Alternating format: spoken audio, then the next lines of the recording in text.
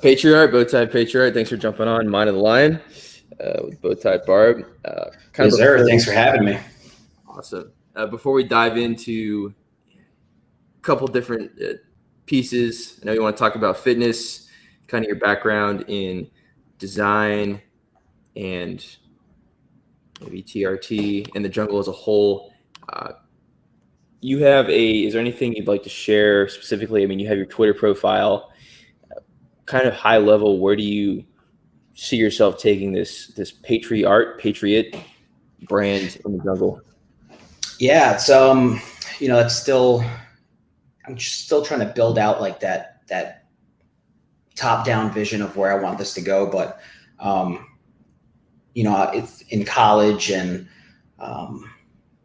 I had other anonymous art projects, but this one feels like the first real one in the crypto world that's totally about decentralization and everything like that. Like, I feel my other iterations of anonymous projects were too early, and I didn't know how to find that community or audience to connect with. But the stars aligned, and this feels like the jungle feels like home, where this project and where this identity is supposed to grow.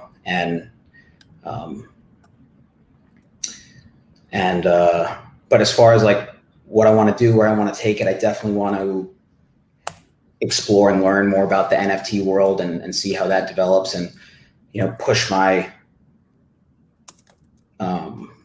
my creative practices to different areas, because I have a background in photography, I have a background and some Photoshop, and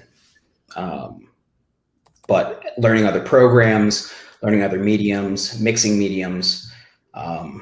Everybody in the jungle is just a monster with what they know, and then taking on new projects. And like, I'm sure a month ago you had no idea how to run a podcast, but you did. Nope. It. Yeah. So like all that is just like injected into my veins, like every day. That energy in this jungle. So, I've minted a few NFTs, and it's so funny. Like, I'm not a tech guy, and there are some really smart tech dudes in the jungle. And like, for some people, connecting their ledger to their MetaMask and then moving, funds from here to there, it's like mindless. But for me, I'm getting there. But like the first, like, when you purchase shit on a centralized exchange and then move it to your ledger, and then that's like, oh my God, is it going to make it? Like, is it going to get there? And then again, from your ledger to your MetaMask, and then MetaMask to Rarible or OpenSea, it's like, oh my God. It's a lot to take in, but I'm learning and drinking from a fire hose. Dude, yes.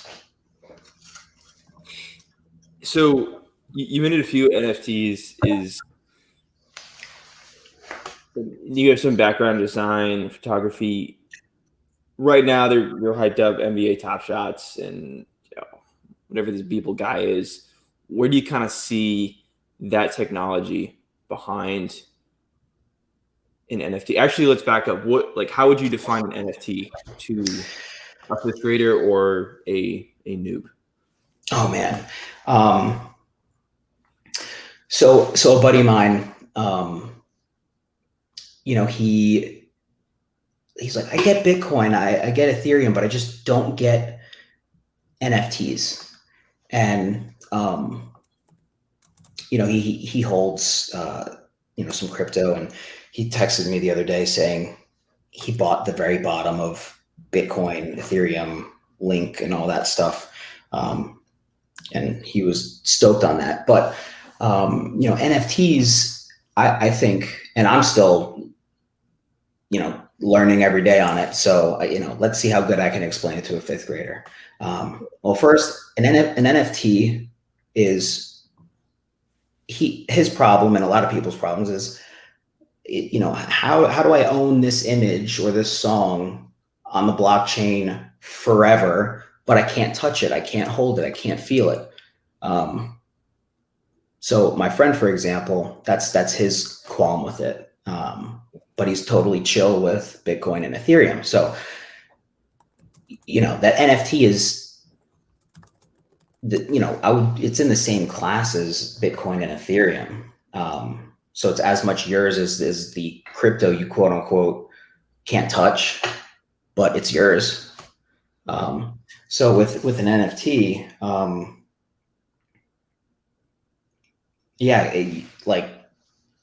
oh man. What is an NFT? So what does it enable people to do? High level, in your opinion, what comes to mind besides, hey, here's a photo, I designed this, I can verify that this is mine? Like, what is that kind of digitally verifiable ownership? Right. So like I think a few weeks ago, the original Doge photo was auctioned off, and like it went, I mean, just watching the bid history was the most funny thing. It went from 69.69 Ethereum, and then 1,337.69 Ethereum. And then it was crazy what it ended up, I believe, selling for. But, friends of mine were like, why are people spending close to $4 million at the time, $4 million on the original Doge photo? And my mind is just being blown right now, because whoever owns the rights to that original Doge photo on the blockchain, for the history of ever, or until they sell it, as this whole metaverse continues to be built out, and all these blockchains get further integrated with each other, if that's even possible. Arctic, maybe check my tech talk, but if you have the rights to that Doge photo, and let's say Coinbase or KuCoin or Binance or Bittrex, they want to use that Doge photo to advertise their exchange, you need to get paid for that. You've got all the rights to that. So basically, they're paying you a licensing fee. If someone else wants to print it on a coffee mug, or Amazon wants to promote, a whole bunch of Doge products they're selling, you as the owner are getting paid licensing fees every time, someone big wants to use it on a commercial scale like that. Sure, there's going to be people who take screenshots, or run an Etsy shop and print these things one off on a pillow. But, the commercial application of NFTs is what I think is so exciting, or one of the things that I think is so exciting about it. And, yeah.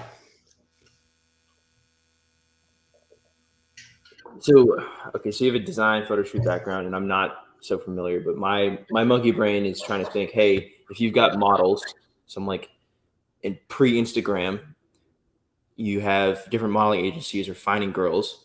Mm-hmm. The modeling agency is both a production and distribution network. Right. It's actually going to, whether it's say a Playboy magazine, or you're on the cover of whatever. And then with Instagram, okay, now random 18-year-olds can produce their own photos, but Instagram is still that central network. They're the distribution platform. And they don't, and in some ways, Instagram owns the photos that are posted on Instagram. So does an NFT allow to kind of disintermediate these middlemen, like the Spotifys of the world, the YouTubes, if that content was in an NFT form? Yeah. And, that's something crazy that all creatives have to think about, is like you just said, you post a picture on Instagram, you post a picture on Facebook, or back in the day, MySpace, within that box you check that yes, you read all of their legalese and all that. Like you're basically, from what I understand, giving them the right to do whatever they want with the content that you post on their platform. So, you know, for most people, it's not a big deal if they're just posting like, you know, pictures of their food or their brunch or their friends or their kids or their dog or whatever. But, you know, if you're a serious creative and your profession is in the arts, or, you know, you post something to high res, or you post something, they could, and I don't know of a case where it's actually happened, but, you know, you're basically giving them the right to do whatever they want. So yeah, I mean, the fact that you are the distributor, you are the, I mean, it's hosted and whatnot on various blockchains and other platforms, but the fact that the distribution, I guess, always comes from the holder, and no matter how many sales happen in the future, if you're tied to that with, what is it called? The commission. That's royalty, you know, yeah, the royalty on each, you know, sale down the road. It's wild. You know, that's really powerful because, you know, today, like you go to you go to a gallery in Manhattan and buy, you know, a piece of art that's exchanged hands 4 or 5 times, guaranteed. I mean, not guaranteed, but, you know, are we really sure that that original artist who made that piece is getting a cut, or is it, you know, literally just exchanging hands from is the money just between the gallery and the buyer, or potentially, you know, the owner who the gallery is brokering on behalf of, versus that original artist continuing to make a cut from their work, you know, exchanging hands. So I'm really excited about where the NFT development's going to go, and it's sick. It's quite promising that it seems that Bitcoin in this first invention was the problem with things digital is that they're, think Napster, or music piracy, rip off DVDs with Chinese subtitles because they're, well, piracy is digital things are abundant and they're infinitely reproducible while physical things are naturally scarce. Right. Yet Bitcoin and now NFTs are creating artificial scarcity by programming Right. it to be, and almost taking attributes of the physical world and putting them in the digital world. Yeah. It's wild.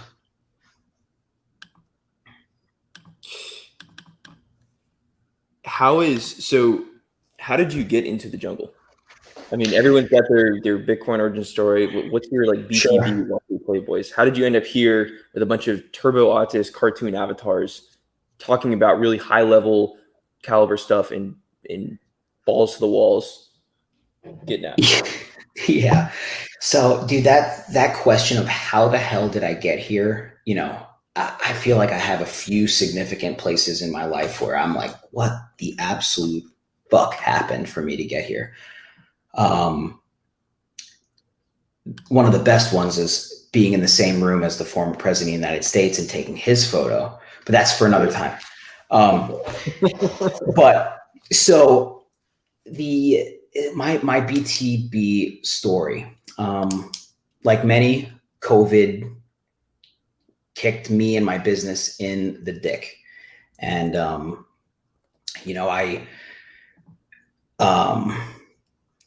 had to figure out what the hell to do with my life and basically reinvent.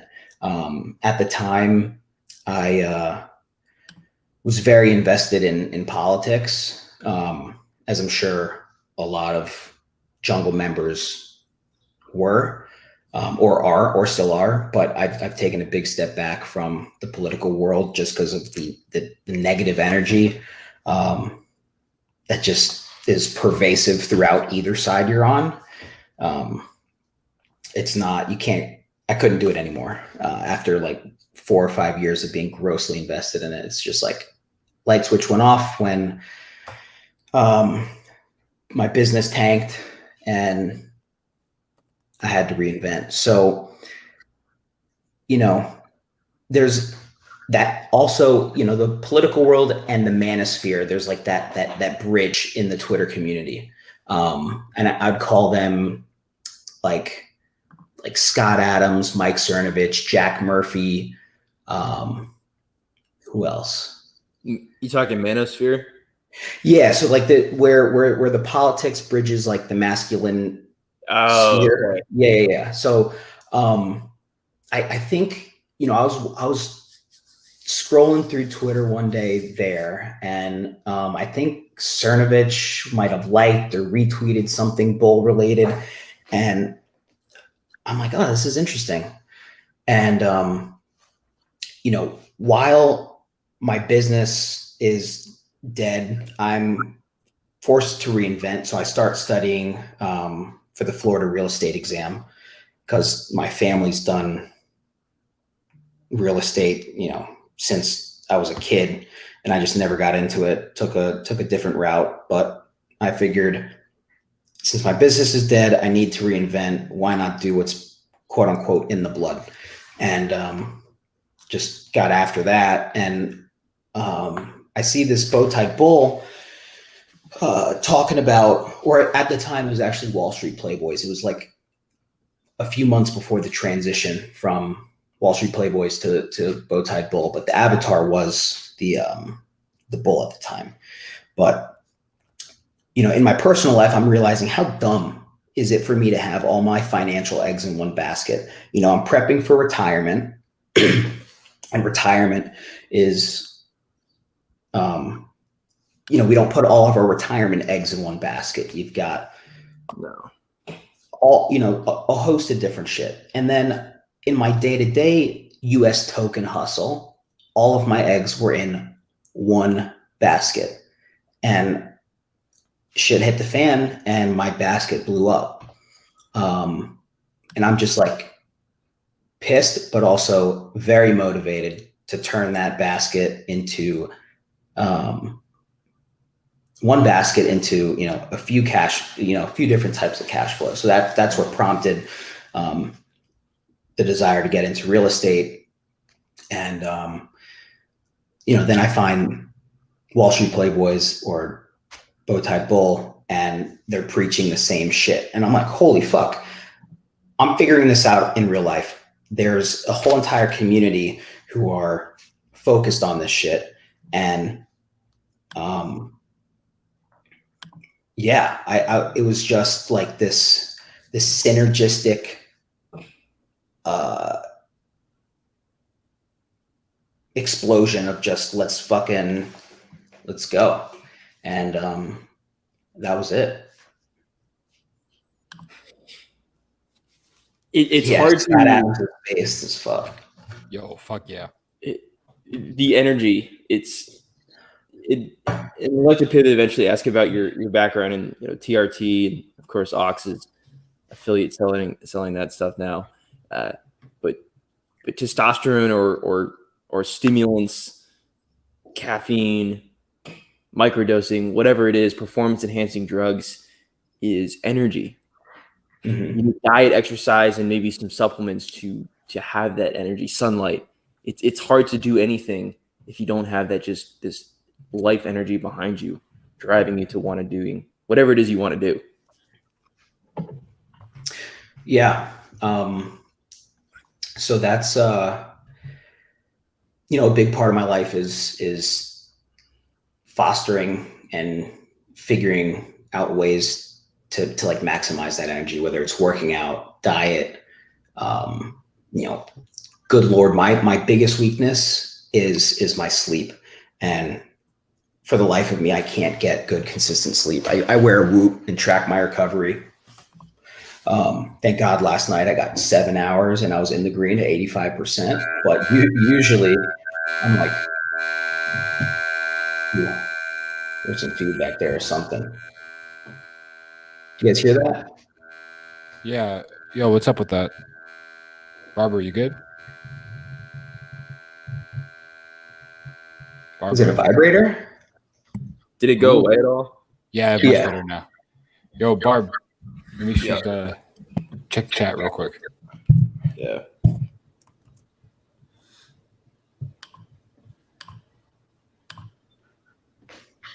Oh, whoops! Yeah, I'll pull it. Yeah.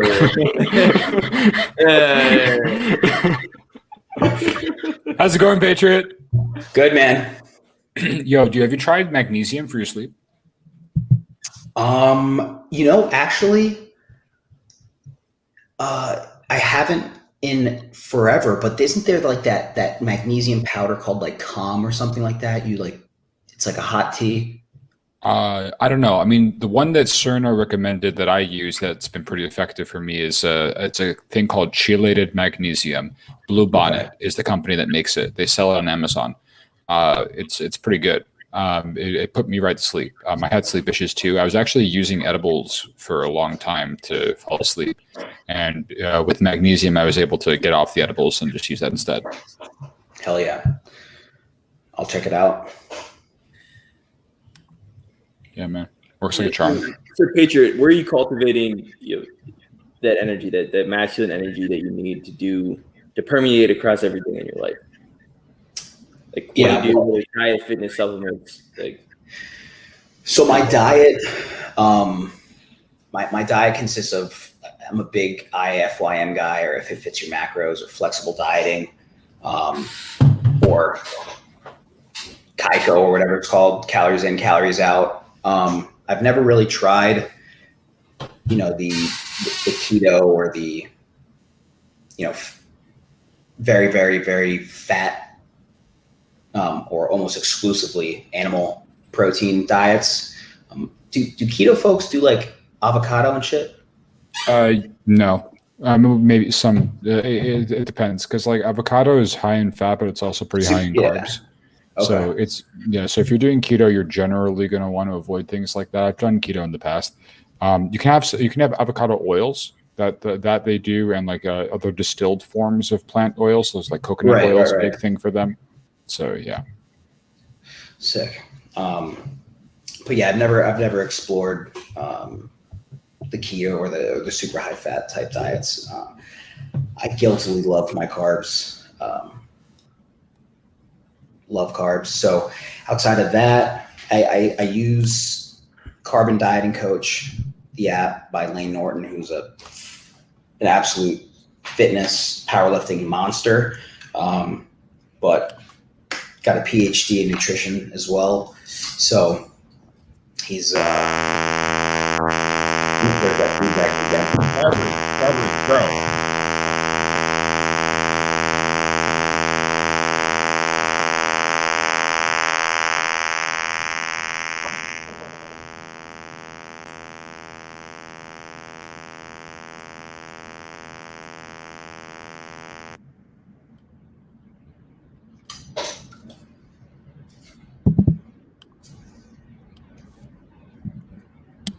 Hey, Sponge, can you hear me? Yeah, I can hear you now. What the hell happened to your mic, bro? You guys heard that buzzing too, right? Yeah, big time. Hello? Big time. Yo. Oh, man. Yeah, that was a very loud feedback.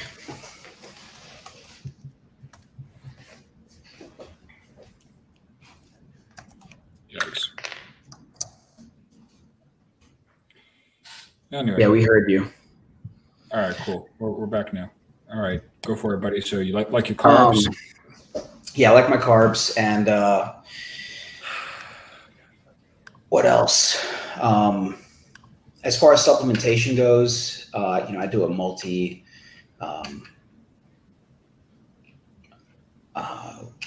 I do multi, like a D3, B12,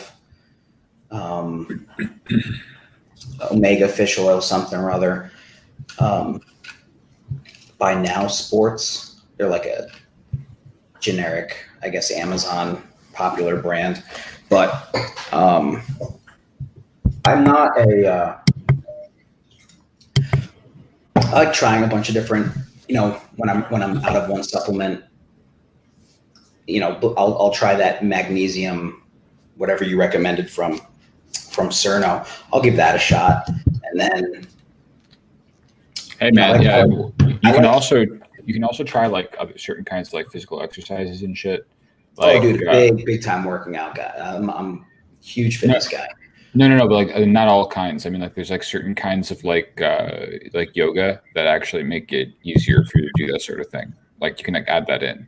Like it's different from like weightlifting, for example, because the idea is that it sort of calms you down and sort of I don't know. There's something that happens like under extreme conditions. Like I do hot yoga sometimes, which is really kind of fun because that being in that extreme condition just like I don't know, it resets you.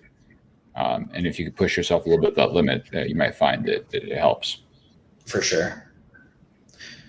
Yeah. I've been incorporating yoga more into my practice, like my weekly practice, because I'm getting into jujitsu and I'm realizing. Right. Hey. They bend you like a pretzel. Yeah. Like a little mobility wouldn't hurt. Oh, and mobility's, I guess, always been like something that's just come maybe naturally to me. Like I can touch my toes. I can stand on my I can stand on my hands. Not only touch my toes, I can like tuck my fingers underneath my toes. So flexibility, mobility is something I'm pretty decent at. But like that mind-body connection is something I need to work on big time. So I feel like yoga is like a little stack on top of jujitsu and that mind-body connection. Because good Lord, like I'm on the mat, I feel like my hands and feet and legs are just completely disconnected from me. They're moving through molasses and cinder blocks all at the same time.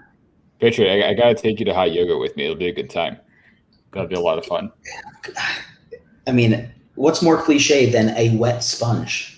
That's what I'm saying, my dude. You sweat like a motherfucker. I swear to God, and it's crazy because it's a bunch of like it's like like 5-6 wrinkly old dudes, me, and like 20 hot chicks. It's ridiculous. Okay, I love it. And that sounds pretty good. Everyone's in their underwear. It's fantastic. So you just like focus in the right direction. It's fine. Just like don't look at the weird dudes. The wrinkly old balls. No, stay. Steer clear from that. Yeah, they're all in the back though, so it's okay. So you can just like get yourself positioned behind like I always like to position myself behind this one girl that's like damn, and it's a good view. It's a good view. Yeah, going to yoga never hurts the eyes, but it hurts sometimes the body and soul. No, that's a good line right there. Yeah, buddy. No. So, Patriarch, you're in. We've discussed TRT before, but mind maybe sharing a little bit about how you got into adding testosterone, discovering testosterone as a life energy. For sure. So, I know we went over it, but I'll give the folks some backstory. My brother is in the military as well, and I actually told my brother about the jungle, and he's going to be getting involved. Lindy is working on his avatar currently, hopefully done by the end of the day or tomorrow at some point. But similar to Barbary, similar to Ox, and I believe Silverback's got a military background. But anyway, he used to back in the day, like we're talking 20 plus years ago. But oh shit, fuck yeah. But yeah, my brother, absolute monster. Special warfare scene and just a physical specimen. And, on his path, he just kept getting injured and injuries in his legs, his shins, his stress fractures, shin splints, and all while being, a top 5%, top 10% performer. So something really wasn't adding up.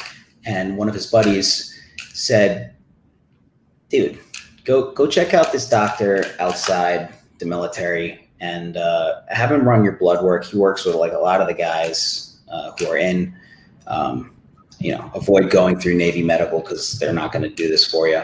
So he went to go get his blood work done, and his test levels came back like just below the floor. Oh, wow. Yeah. Was he okay? Did he have some kind of cancer or something? No. So we just ended up learning that we have really, really low testosterone, all while being people who don't look like they have low testosterone. Wow. So yeah, my brother, at the time, swimming, running, rucking, just peak performance. D1, he was a D1 athlete. But anyway, his test levels come back at like 300 and change, 24 years old at the time. And talk to Ox, you probably at that age in that field probably want your test levels at like 1,000 plus. Yeah, for sure. Yeah. And so, he got that squared away, and he was like, Patriot, dude, go get your blood work done because this is real.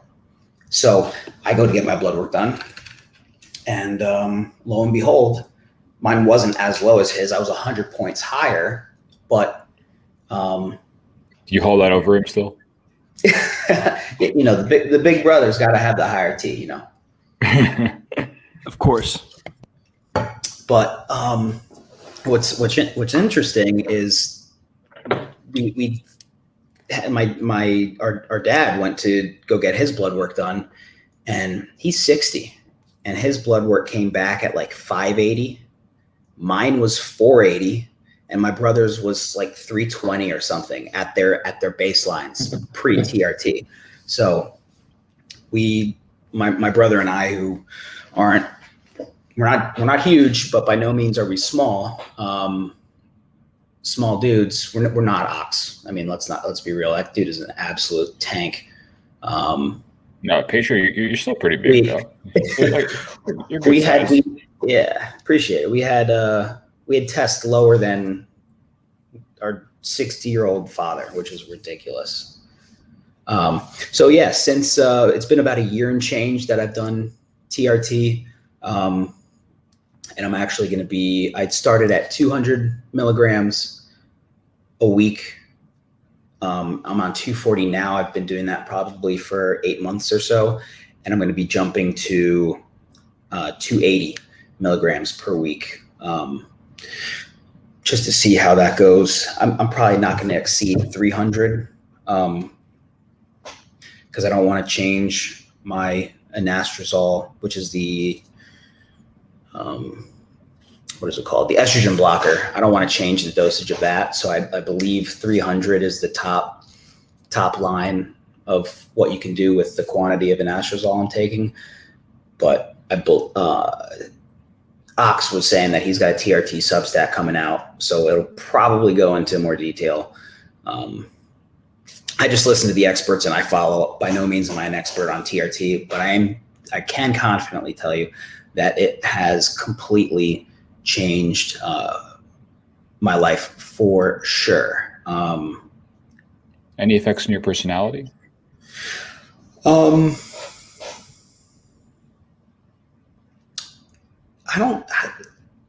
don't think so.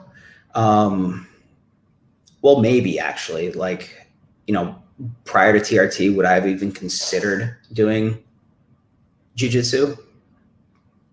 No, but now all of a sudden you want to tussle.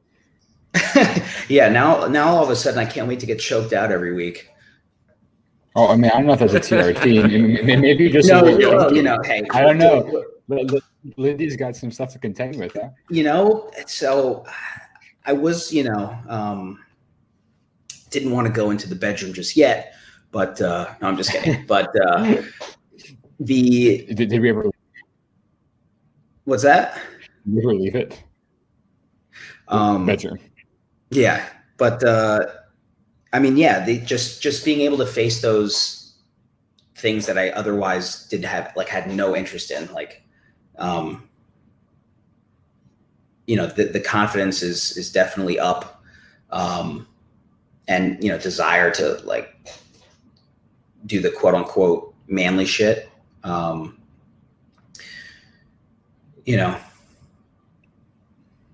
had no interest in jujitsu, like, feared hand-to-hand type stuff before.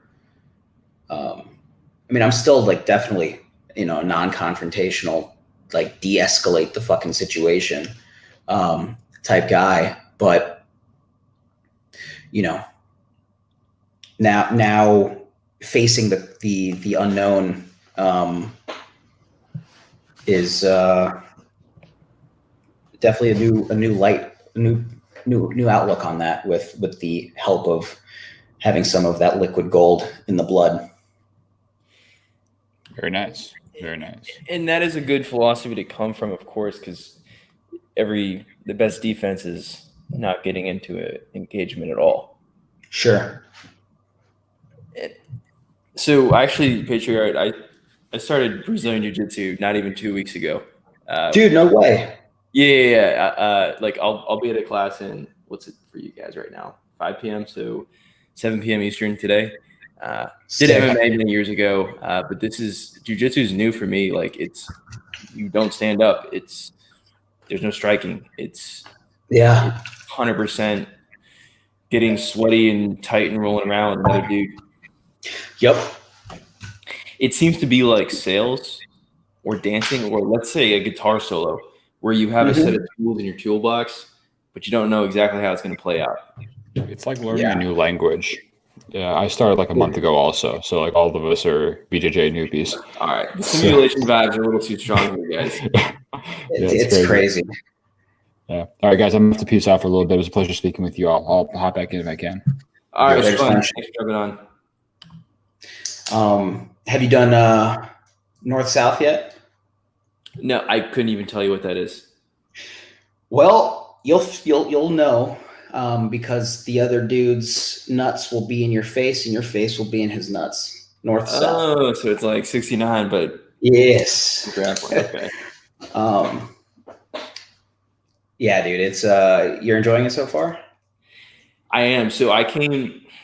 It's kind of funny because I was looking to get. Actually, I've been looking to be in Krav Maga for years, and I've done a little bit of it, but I haven't been in a location long enough to just do it for years. And so I kind of fell into BJJ because that's what's available near me, and I thought I'd miss that sparring, but I like, we're just barefoot on a mat and kind of going through technique. Like, we'll be in uncomfortable positions, but also at the same time, like, mentally communicating, like, oh, the guy I'm rolling with is just talking me through, like, how he's doing this or that. And I find it's an exercise of the mind. Oh, yeah. As much as the body, if not more. No doubt. It's definitely, it's yoga, it's chess, it's combat, it's so many different things in one. I mean, it's like, it takes being in it for 2 months or 3 months now, barely scratching the surface, still don't know the names of half the shit, pretty much guaranteed to forget how to still tie my unstriped white belt. I definitely see, like, there's just a lifetime of learning in Brazilian Jiu-Jitsu, a lifetime. So, like, it's like golf then, in a way, lifetime of learning. Yeah. Now, how does So was there like an inflection that you have you? I mean, you haven't done martial arts before, have you? Up until What as a kid, like just okay, karate or something. karate. Exactly, karate is 3 to 5 years old or something like that. Yeah. Of course, at that age, no fear. It's probably the best Right, time. right. Also, no coordination. True. Yeah, true. So, what was kind of that inflection that? Because I think a lot of young men, whether it's like your brother, military, or it's martial arts, they think about it, they ponder it. Not many actually do it, but they at least kind of visualize it. What was kind of that inflection to get you? Yeah. So I guess at the root of it is like one, self-defense. I am a gun guy. And I pretty much carry guaranteed wherever I go. And I don't ever want to have to pull that off my out of my waist. So jujitsu is just another tool in the toolkit that, again, hopefully I never have to deploy, because I'd rather run out the exit than get into an altercation with someone. Checking the ego at the door. I don't want to be arrested. I don't want to get someone else's blood on some stranger at the bar's blood on me. I'd rather peace out. What's that? Is it manslaughter charges? Yeah, exactly. So there's that aspect, but then there's also the big brother aspect. And let's be real, that's definitely where I'm coming from with jiu-jitsu. My brother's going to be a freak. And, when he comes home on leave and stuff like that, I'm going to want to say, let's go to the mat and show me what you learned. And hopefully, with consistency and good teachers, I'll be able to either get my brother to submit or at least hold a candle, which I just think would be, a whole lot of fun. So just another way to bond and work out with the bro when he's back at home. So that brother camaraderie and competition. Yes, sir. Yeah. Are you pretty close with your brother? Like big time. I know there's an age gap.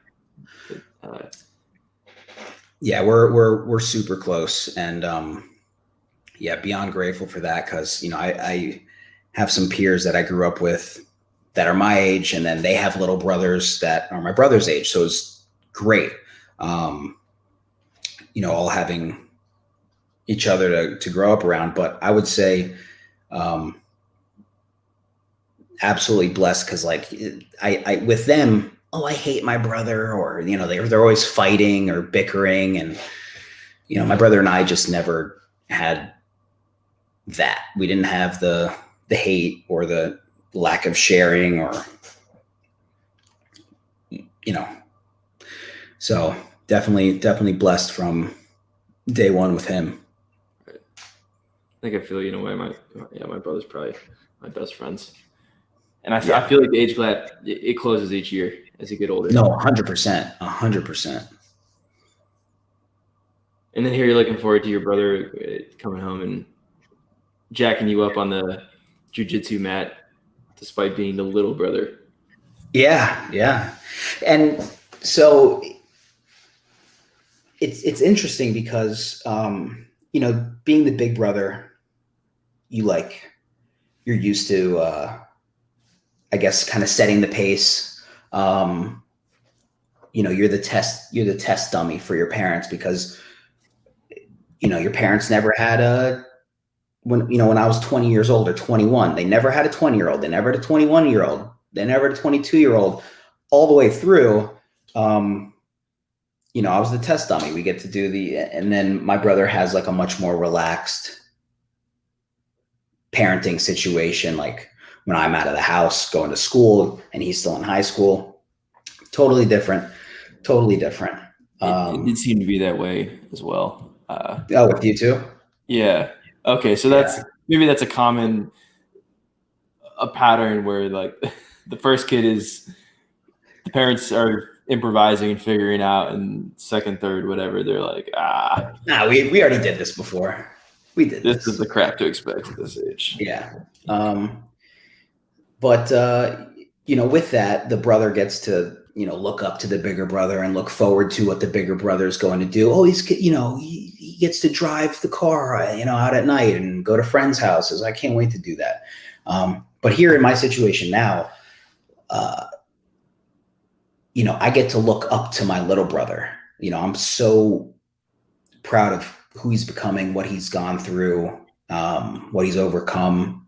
And I really don't know how common that is. I mean, I'm sure you feel similarly to yours, but yes, he's my little brother, but he's a best friend. He's a peer. He's in some ways a mentor to me. And yeah. I smile when I see my brother like accelerating the learning curve.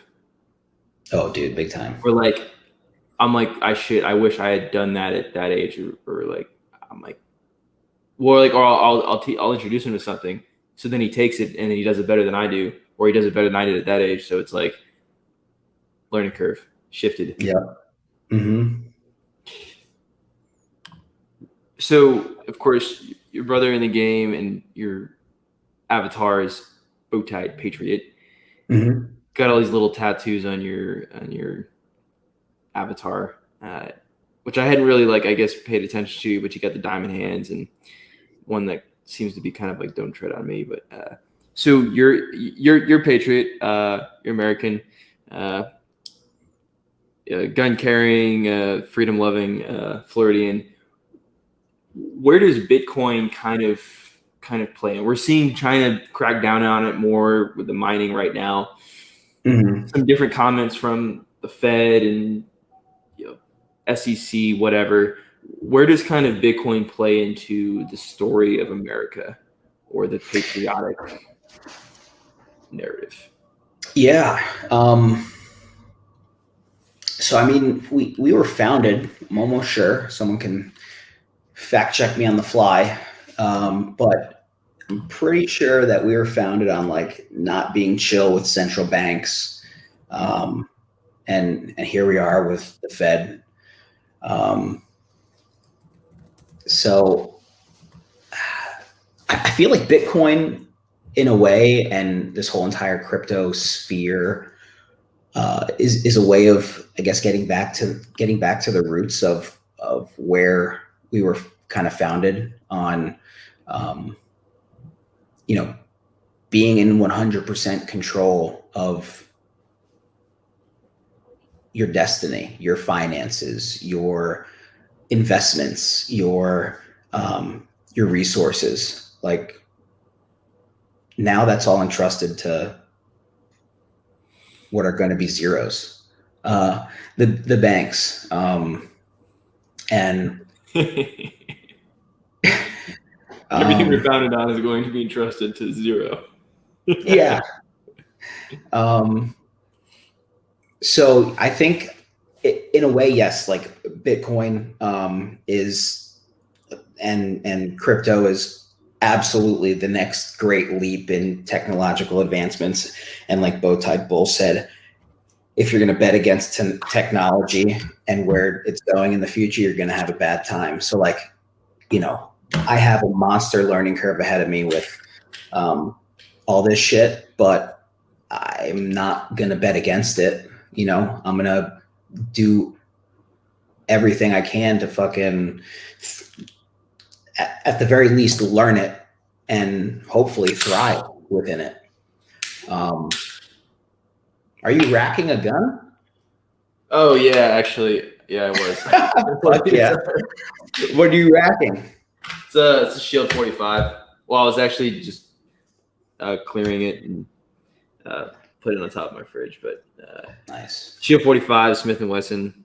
So dude, subcompact, concealed carry. On my hip right now, Smith & Wesson Shield 9. Good. That's I think that's a little bigger than the 45. That's It's almost the third leg there. No, this is a 9mm, but it's the shield, so it's like the slim frame. Okay. So it's the same thing. You just chambered in. Yes, same thing you got, just chambered at 9. So I like it because the barrel is what, like 3 inches maybe. Oh yeah, a narrow grip. It's easy to fit. Mm-hmm. Fit in the pants. Yep. I also like, because what pisses me off about Glocks of any size is they don't have that manual external safety, and I just don't like not having that. Okay. So some it's people on the trigger with the Glock, and the shield has the trigger thing, but it also has the manual. Yeah, it's got a thumb switch. Safety. Yeah, on some of them. Yeah. Right.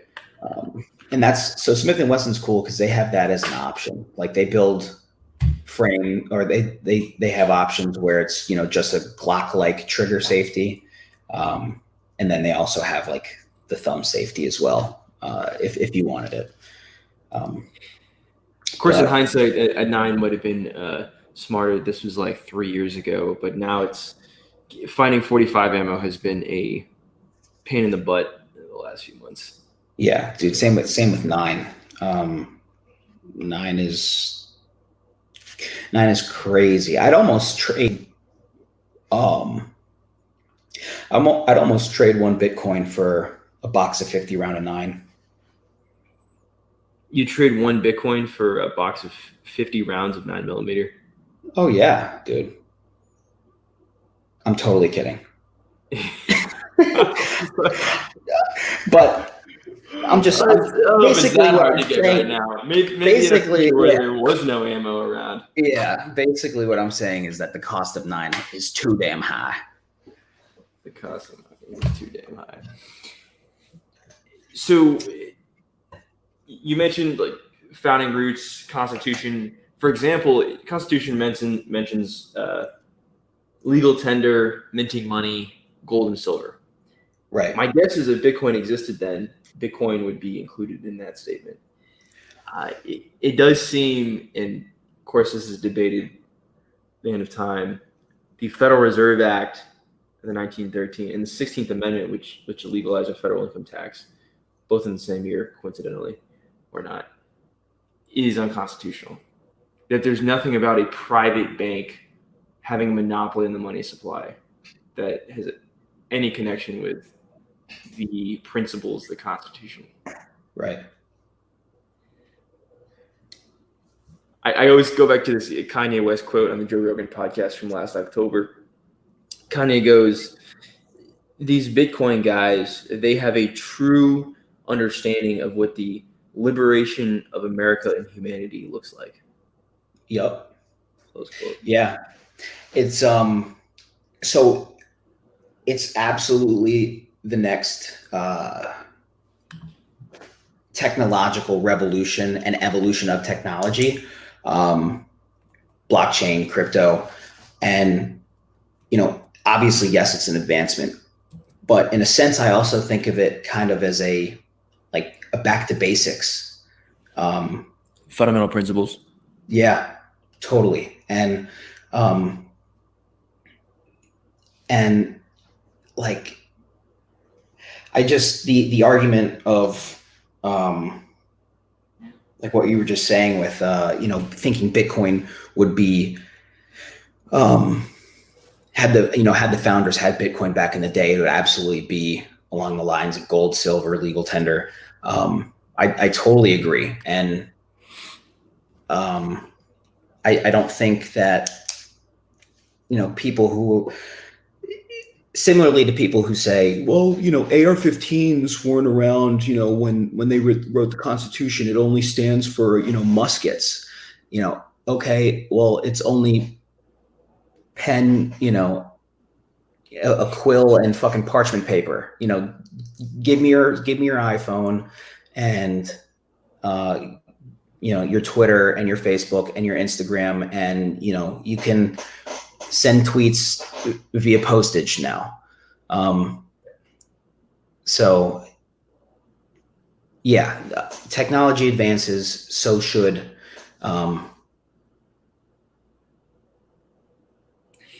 in that the intent was whatever the technology at the time, whether it's money, gold, silver, or weapons. Yeah. In the Second Amendment, that was the intent, was to have hard money and to have a distributed power, state militias, and sovereign individuals. Yep. Through small arms. Whatever the soldiers have, Joe Smo, Farmer Blow have. Mm-hmm. I'm with it. And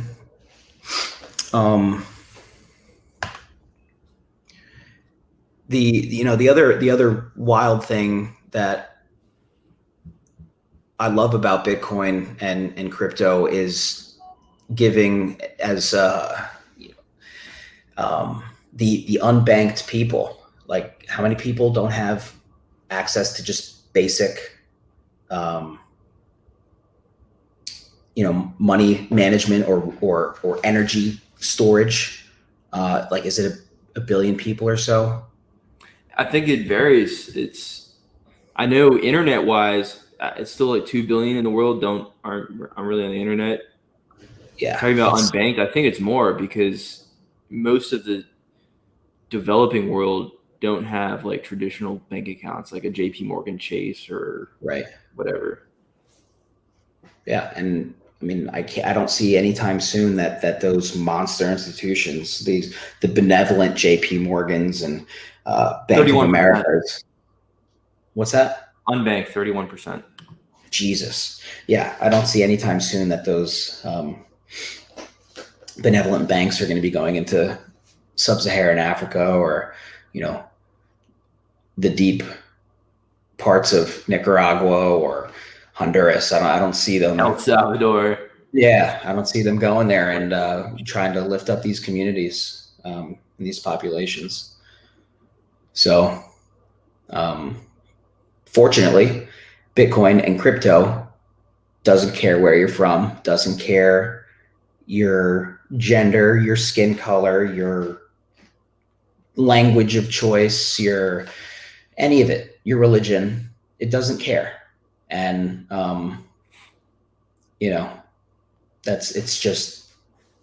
it's fucking freedom. That's what it is. It is fucking freedom.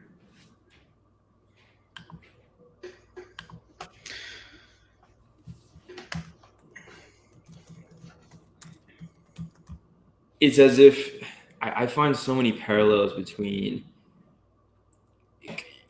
and tying to the NFT conversation earlier, Bitcoin separates money and state. It's, for the first time, property rights don't depend on a monopoly of violence. It doesn't depend on a government in a local jurisdiction having a monopoly of violence, so they get to say who or what or rules or why. Mm-hmm. Yes, you can stop individual Bitcoiners, but you can't stop Bitcoin. Just as it'd be hard to take away guns. You might be able to impede the supply chain of ammunition. Right. But soldiers, whether it's a National Guard or a police state, can't go and take out every single property owner, farmer, gun owner, whatever, because that small power, like a bunch of people having AR-15 doesn't give them the ability to overthrow a government installation. But what it does is it prevents the army from distributing and dispersing and taking out every single individual person. Instead of being in cities without weapons, they're in the countryside with weapons. It's right. It's like asymmetric. It's defense is easy, offense is still expensive. No doubt. No doubt. Behind of every blade of grass, as they say. Behind every blade of grass. Now, so your brother's in a game. I mean, is that something you pondered when you were, maybe in high school? Say that one more time. My brother's in what? Well, your brother's in the game. He enlisted Oh yeah, dude. That's something you pondered when you were 17, 18 years old. A lot of guys, at least think about the big time, and it's what I wanted to do after I got out of school. I really wanted to, and I wanted to become a flight medic in the Army, and that chapter was closed. What's that? I said Flying Angels, not the Navy Hell jets, yeah. but the 68 Whiskeys, the flight medics. Sick. I'm gonna bring her boys home. Yeah, I wanted to become one of them, and that chapter was closed without totally outside of my control. I was diagnosed with a degenerative cornea disease called keratoconus, or I don't know how to pronounce it, keratoconus, and whatever it is, it sounds not good. Yeah. It sounds a lot scarier than it actually is. Basically, the cornea, it starts coning. It's supposed to be rounded and smooth, and it starts coning kind of like the tip of a football, and thinning over time. So, in the military's eyes, that is a liability. Yeah, yeah. In the military's eyes, that's a liability. It's permanently disqualifying if they catch you with it before, and then I guess you can be diagnosed with it later in life, and then I believe if you're already in with the condition, they will fix the condition or arrest it. So there's this procedure called cross-linking, which just arrests the condition where it's at. It doesn't, I guess in some cases it makes it better, but it really just stops the degradation from continuing. And then if it gets really bad, you might have to do a cornea transplant. Thank God. Yeah. Thank God I didn't have to do that. And I just had to figure out different ways to serve the country, and but that was definitely a kick in the dick, not being able to do that. Is that yeah, damn.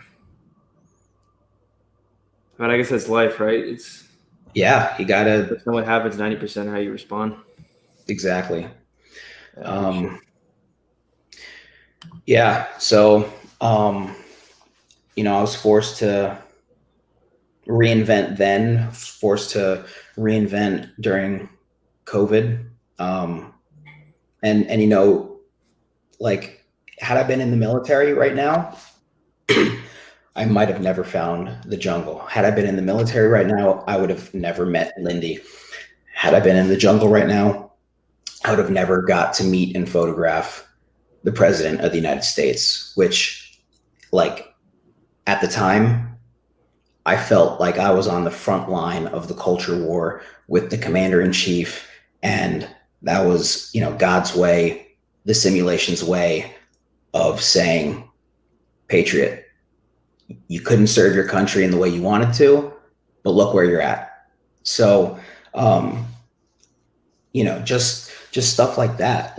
It's absolutely how you respond. Well, I always fantasize about, jumping out of a fucking helicopter and saving dudes behind the line. Hell yeah. But, it's okay if they're just, dreams or fantasies, and I can just watch movies and hear stories and remember stories from folks like my uncle, hear stories from you, my brother. So, there will be other ways where I could not only live the stories, but give back to the community in some capacity, and it's all connected. So,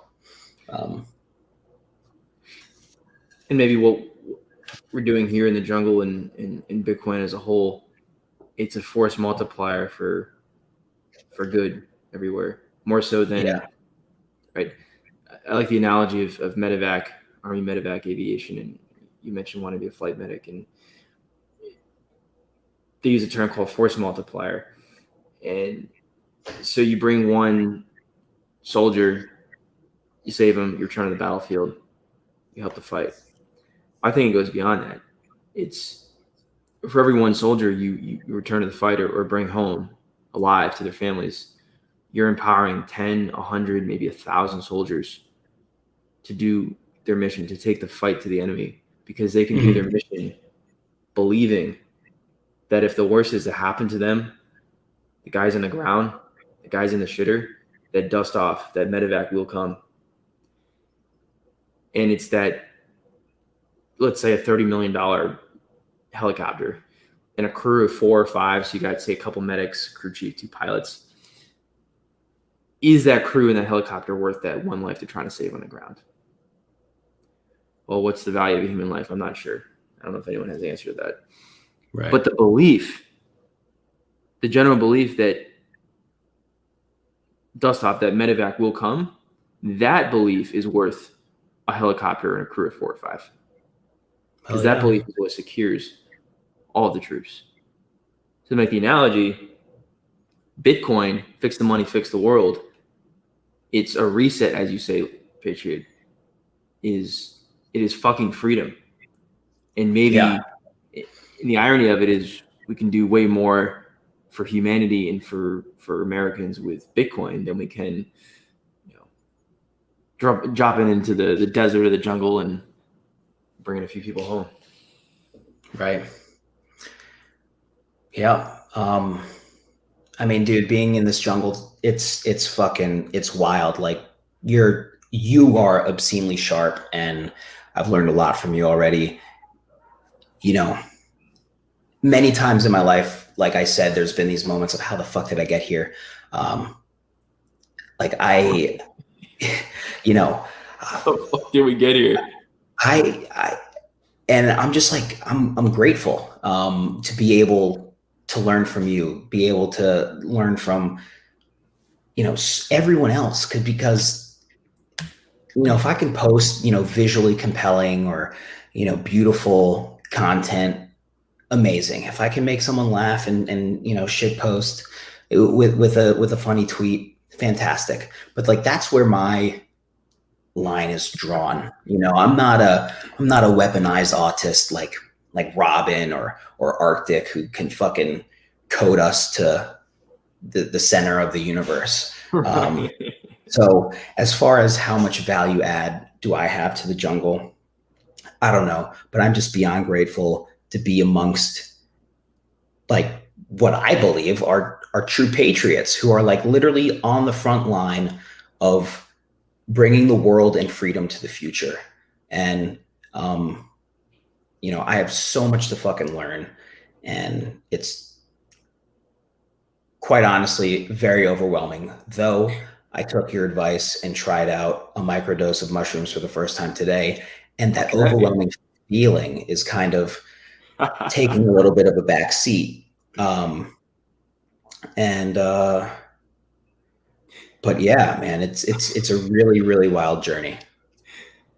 I love it. Silverback last week, he goes, "How should I prepare for our conversation, our podcast?" I was like, "Well, Plato used to require his students to fast for a week." And Silverback's in his raspy, smoked cigars for years kind of voice chuckled and goes, "Well, that's not happening, Barb. But I could definitely wait a couple hours after I eat." And I was like, all right. Well, here you are, Michael Duffy, coming to a podcast, man. Do me one up. I love it, Patriot. Yeah. So is this something you're going to, are you going to run out of schedule, like maybe every 3 days? I'm not sure. I'm honestly dosage. Yeah. So I'm very, I've tried a few different substances throughout my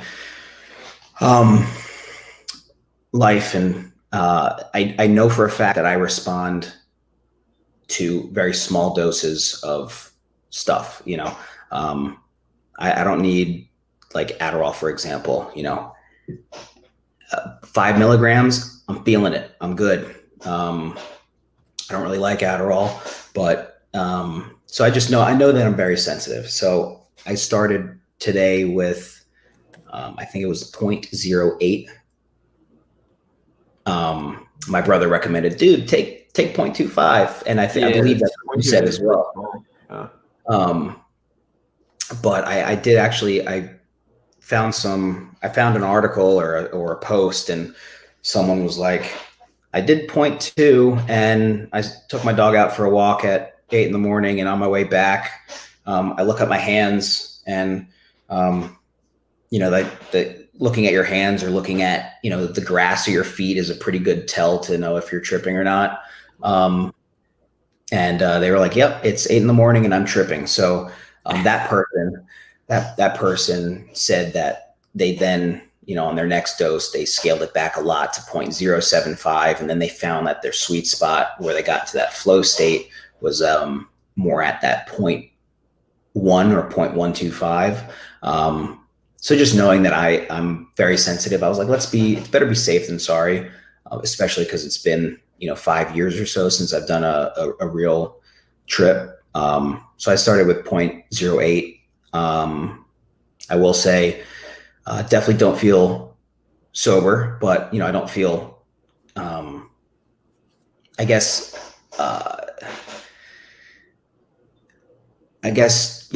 focused. After we hop off this podcast, I'm probably going to dive into wrapping up some, a few different digital composites I've got going on, and then do some jujitsu at 6:30.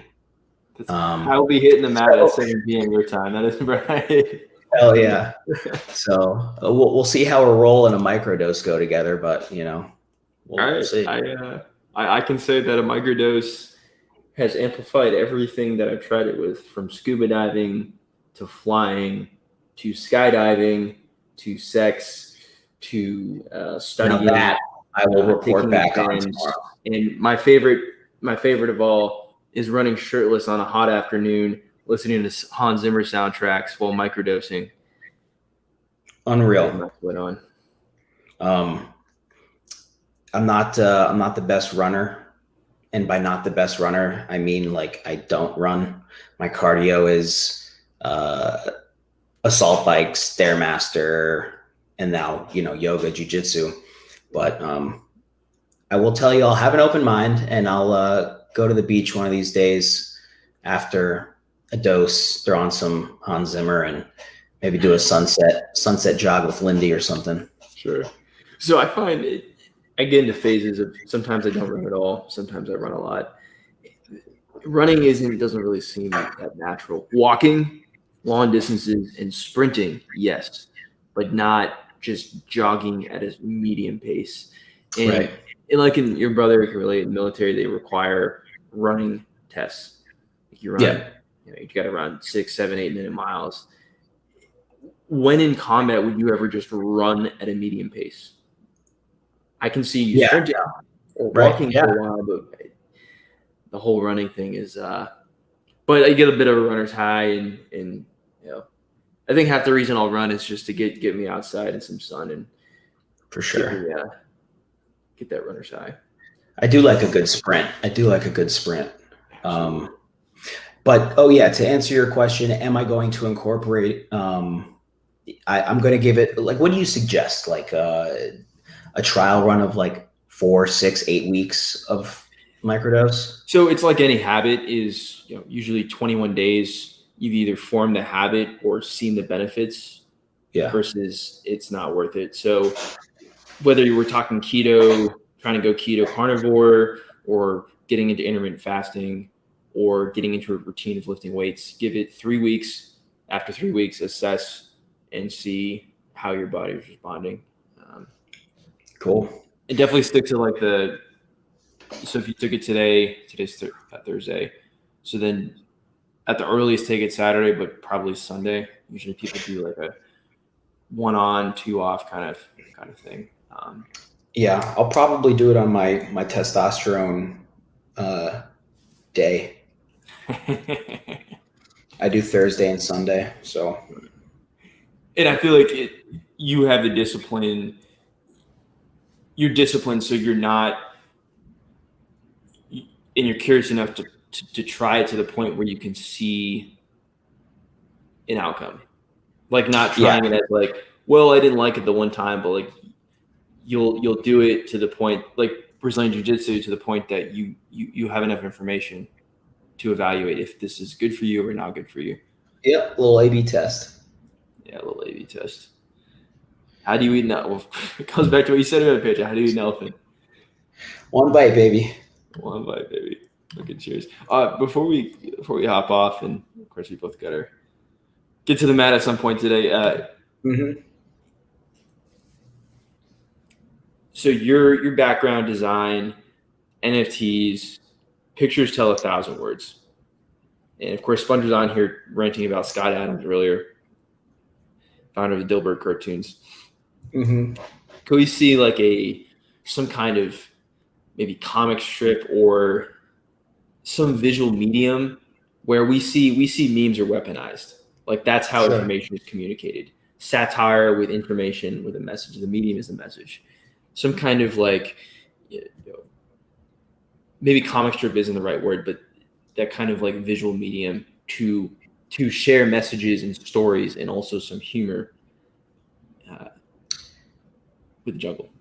Yeah, that's something that I totally want to work on, whether it's myself or Lindy, because she's, believe it or not, I can't draw worth shit.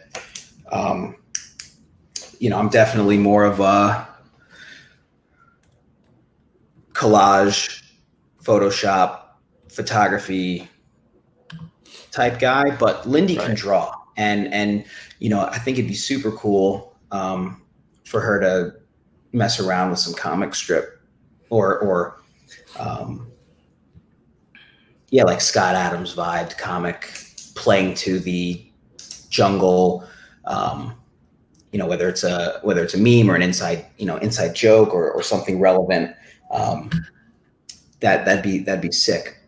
But as far as like what I do, I definitely want to have some more jungle themed art that's relevant to not only the jungle, but I guess this whole crypto and freedom of the future movement. The ethos. Because, yeah, exactly. Because Andrew Breitbart, rest his soul, he was 100% right.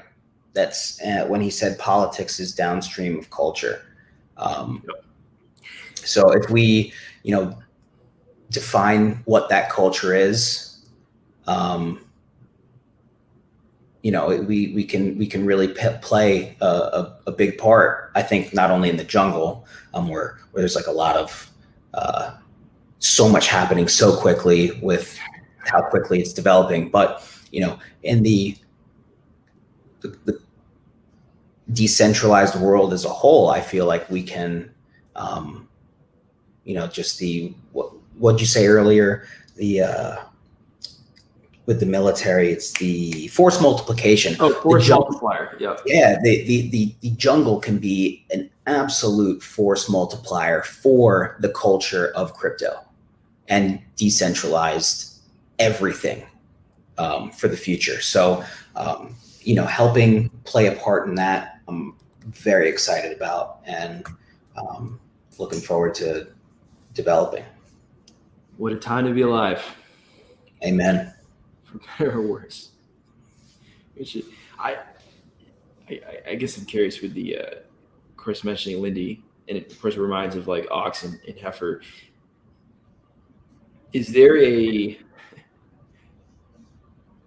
definitely with a few female avatars in the jungle, there's I don't say the traditional or feminine values, but there's, maybe the word is strategy, but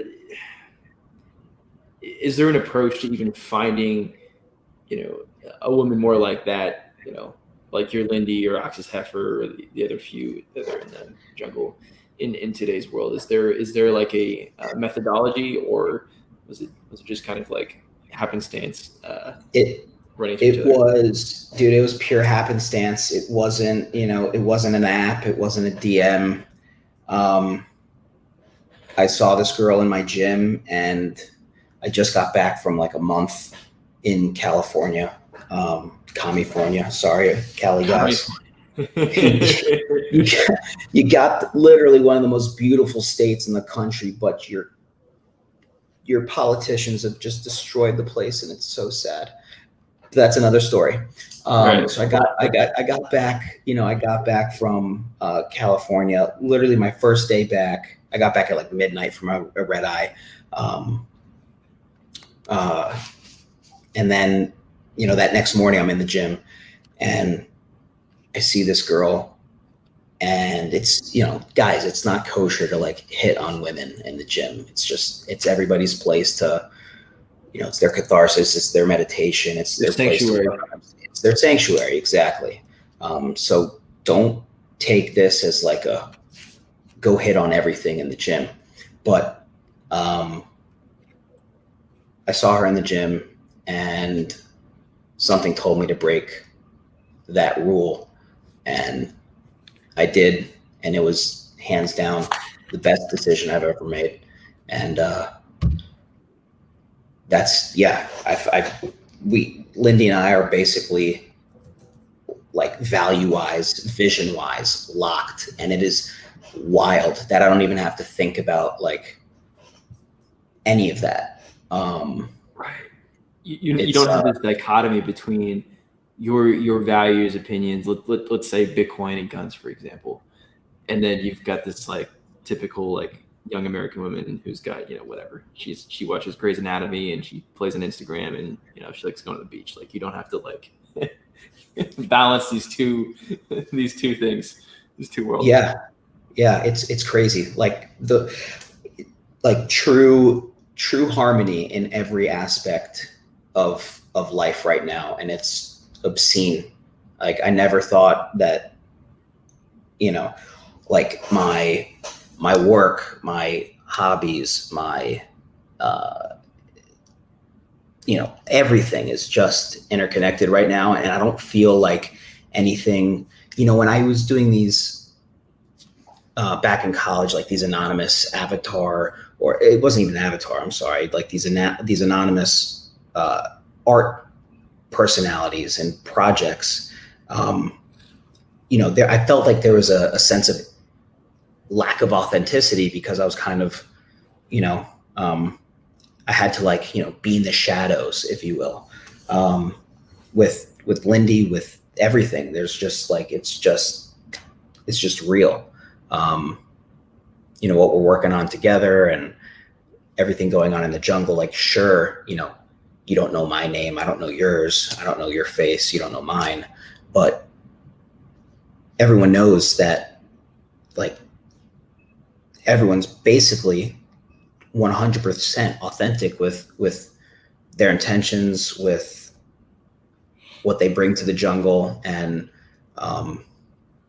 having that harmonious vibe throughout every aspect of life, especially with a hot ass woman by your side like Lindy. It's obscene. It's a little better.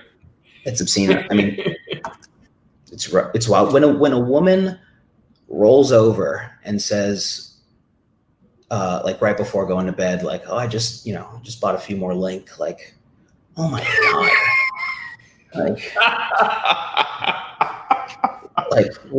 Woman, we just had sex. Woman, we just had sex. Or you want to go again? Like, good Lord. But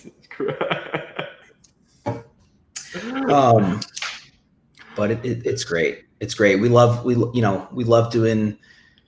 I call her Trad Wife, and she does like Trad Wife things around the house. I like do Trad Hubby things. The Trad Wife memes or whatever in the sphere. But there's something special, and I'm sure Ox and Heifer have got something similar, and it's amazing. It's pretty incredible. All memes aside, it's yeah. Good guys. And hope for the rest of us, I guess. Awesome. Patriarch, thanks for jumping on. Substack listeners, subscribers, Bowtied Patriot on Twitter, and I hope you have more content coming out. And some memes. Yes, sir. Thanks for having me, man. Yeah, anytime, brother. Anytime.